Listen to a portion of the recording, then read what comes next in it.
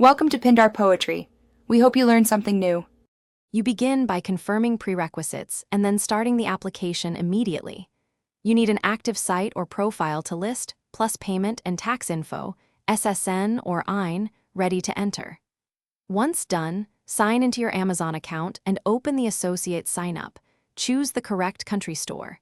Make sure to have a clear description of how you drive traffic and select your preferred store and payee type. Don't stall. Proceed to the application form now and fill each field accurately. Next, complete the middle, detailed steps with care. This is where approvals happen. You'll list site URLs and describe content, audience demographics, and traffic sources. Explain how you'll use links to drive purchases.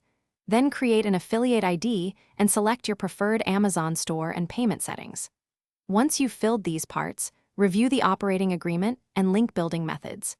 Make sure to save drafts and verify links function correctly. Errors here commonly delay approval, so double-check everything before submission. Finish by verifying and submitting the application.